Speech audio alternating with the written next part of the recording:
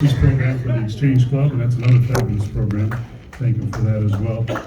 And he's a collector of bourbon, not for long, but he collects it. And he would have been here a little earlier tonight, but he was the only witness of a stabbing that took place in the County Market parking lot today. There was a topless woman who fled the scene, and when the cops got there, they asked Art what he saw, being the only witness, and said, I don't know, I couldn't even describe what her face looked like. That's comedy gold. You're going to use that It's again, lovely aren't to you? die up here. I know. So without any further ado, it's Art Averkamp's chance. Woo!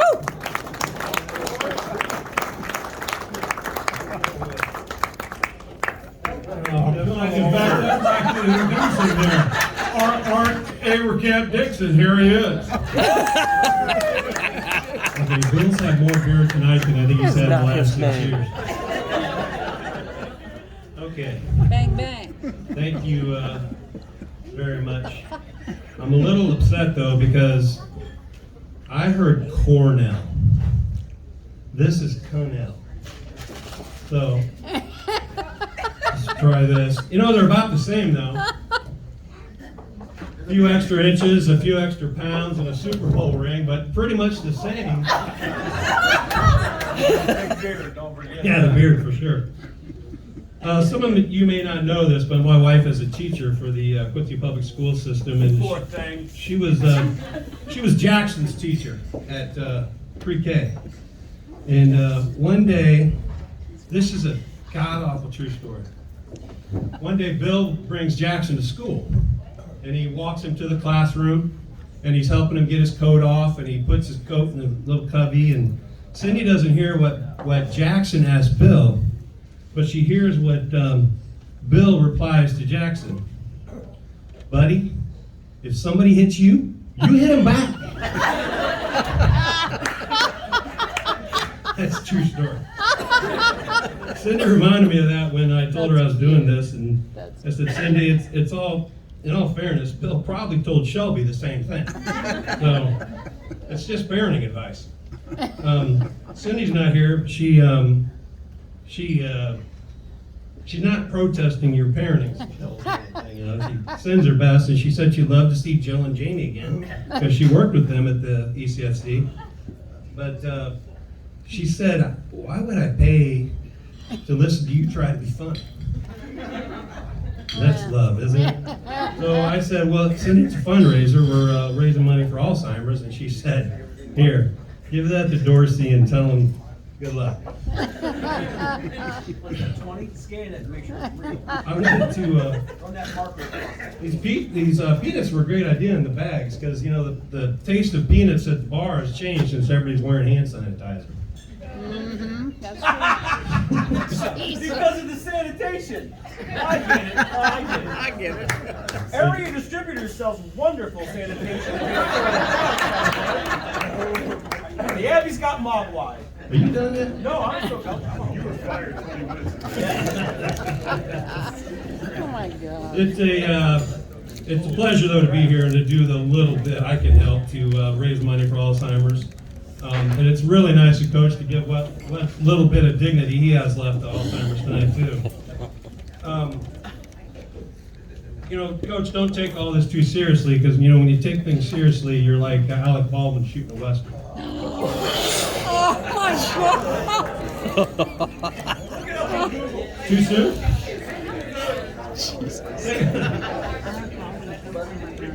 I was going to say, take a look at the panel here tonight. It's like flipping through an issue of GQ.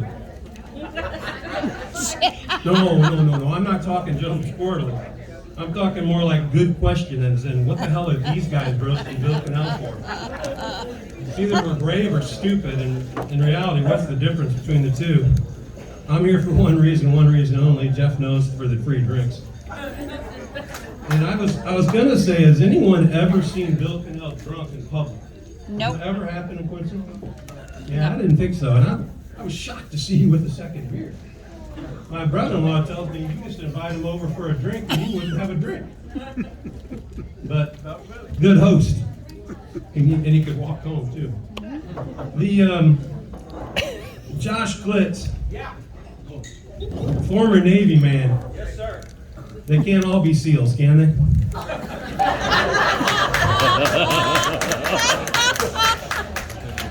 You know, Josh told a joke on himself today at the Exchange Club, and I was kind of pissed that he said it because he had told me that joke a few years back when we were sitting one night watching the Field of Honor. And with his Navy experience, he said to me, he goes, Art, just imagine how rough my stint in the Navy was being known as Seaman Klitz. And I wasn't going to tell that tonight if he said it. No, you're welcome. Thank you. Steve Luton, the only thing I know about Steve is he married well, and his wife didn't. But I remember Steve as a big local TV star. I remember I was a really little kid. Yeah, like 5 years younger than you. And then ladies, that brings me to the bachelor on the panel here tonight, Mr. Jeff Dorsey. He's obviously very well known in these parts. And yes, this recently retired media mogul never dated a woman he didn't marry.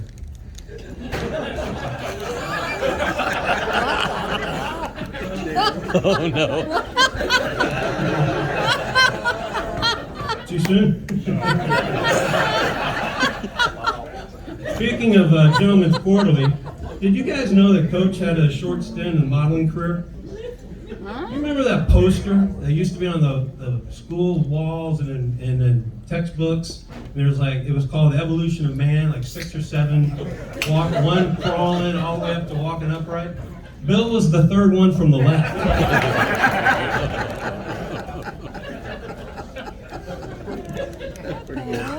Coach, you wouldn't consider yourself two-faced, would you? Thank God. You see this? Why would you want 2 of them? Pandemic probably was good for you with a mask on and stuff, right? I was a little nervous about ripping on Bill here tonight, but I look at the panel and I figured if Coach gets really pissed, the only thing I really have to do is outrun Dorsey. Coach mad! Did you all know Coach was born and raised in Florida? I guess Josh told you that, so you know that now. Plant City. You know what they say in Florida? Hey, if you don't like it here, move to one of the other 56 states. You know what they consider safe sex in Florida? They put warning signs on the animals that kick. Oh, that's real good. I did a little bit of digging on Coach to check out his background, and can you? I don't know how you can spin this any other way, Coach. But Plant City, Florida, to Canton, Missouri, can only mean one thing: witness relocation.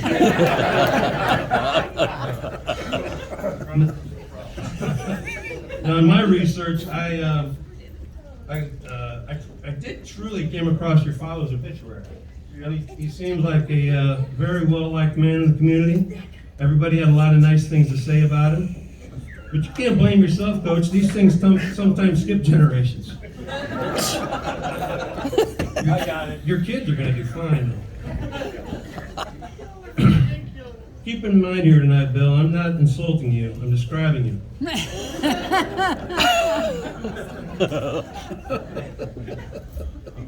He needs another drink. It's empty. Oh, no. Hit me, He Matt. needs another drink. So, You want a Mad Dog 2020 in water? Jim Beam, right? You know when Bill first got to QND, he pulled Ray Heilman aside one day and he said, I didn't realize how much emphasis you guys put on mathematics here at QND. Ray said, well, sure, Bill, but what are you saying? And Bill looked him dead in the eye and he goes, I've seen that motivational piece all over school. That guy nailed to the plus sign.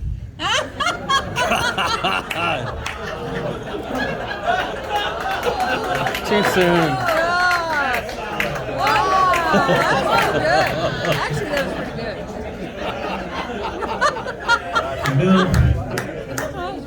Bill, I don't want you to don't even be embarrassed or ashamed of who you are.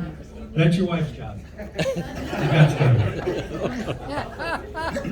Most of you may not know that Coach was going to be homeschooled. Turns out he couldn't pass the entrance exam. Don't feel bad because we're picking on Coach. I was going to say he's going to get the last word, but he gets a word every time somebody steps away from the microphone. But he didn't. He hasn't had any time to prepare for the things we were going to say. And when he finally does get the last word, he's going to come up here and he's going to talk. He's going to talk. And he's going to talk. He's going to talk. And he's going to lull you into thinking that he's actually said something by the time he's done. Coach, most of us have to get to the job on Monday. This guy doesn't, but the rest of us do. So take a few minutes.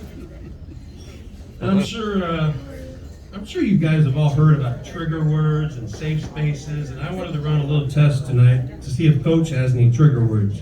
Okay. So here we go, Coach. Coal City locker rooms. A little small. Well, that didn't really trigger you, though. IHSA. Not fair. Letters. He's playing, I say something, you say something back. Multiplier. If we get screwed. This is good. Okay. Concussions. Oh. I've had a couple.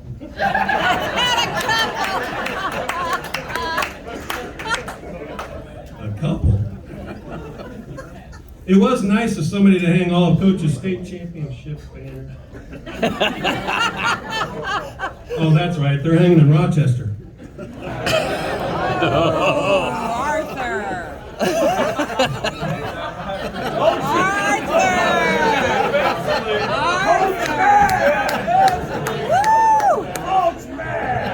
Coach Matt. He is the winningest coach in QND history, football coach QND history, 186 and 91. I do have to say I did help that number look better by driving Ron Davis's numbers down. We didn't win a lot. 21 out of, is it 21 or 22 out of 26 seasons? Yeah. The big one though is 6 seasons with 10 or more wins. That's amazing in high school football without a championship. Of course. A 2007 inductee into the QND Athletic Hall of Fame, all while putting in 25 years as athletic director with somewhere in the vicinity of 14 state championships while in that role. Basically, he knew to get the hell out of those other coaches' way. That took a second. That's fun. Coach, thanks for being a good sport, and I will end on this. Coach knows I kid about football championship because success at QND isn't judged that way. Your success is judged on the impact you have on young men and women every day. Team sports do not get near enough credit anymore for molding leaders. In the world of social media and social distancing, it's more important than ever to teach young people how to resolve differences according to their rules, communication, and respect. And then they graduate and transfer those skills to boardrooms, to classrooms, and yes, the halls of power, we hope. Coach, as a graduate of QND and a citizen of this town, I thank you for living that dedicated life to that role every day. That's true. Woo!